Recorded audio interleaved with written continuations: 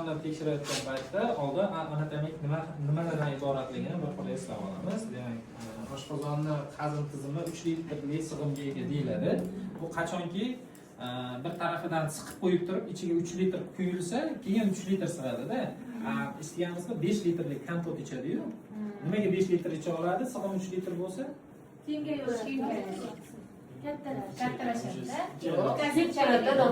o'tkazuvchanlik funksiyasi bor. Birinchi beldan chiqdi. Oshqozonda, demak, umuman hech narsa yeyilmagan, ichilmagan holatida xuddi ichaklarni ko'rganimiz singari oriq bir ichani bir ko'rinishi xolos. Biz bunga qachonki ovqatlarni iste'mol qilsak, o'zini ma'lum prevratnik deydigan piyalik qismlari, o'zini qisilishlari, depo funksiyalari tufayli oshqozon kengayadi-da, biz ko'rgan anatomik holatga keladi. Bo'lmasa ichani singari turadi, ozgina havosi bo'ladi. Hop, shunda devorida ichiga hech narsa quyilmagan holatida oshqozonning devori 3 sm gacha devor qalin bo'ladi.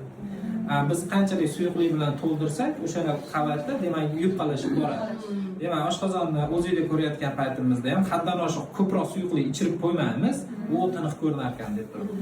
Chunki bu kerak darajada bizni yupqalashtirib boradi devorni. Masalan, subatrofik gastrit yoki bir boshqa yo'q narsalarga shubha qilib qo'yishimizga to'g'ri keladi. Shuning uchun ichiriladigan suyuqlikni ham odamning tanasiga nisbatan me'yor qilib olinadi, o'lchanadi. Demak, qanaqa qismlar bor? Qizilongach demak kardial qismga quyiladi. Demak, chap tarafda gumbaz, tonus deyilsa, gumbaz qismi bor, keyin tana qism, keyin antral qism va piyalik sohalari bor. Undan keyin uni barobarlik shakli o'tib ketadi. Hop, oshqozon bilasizlar, katta egrilik, kichigina egrilik bor.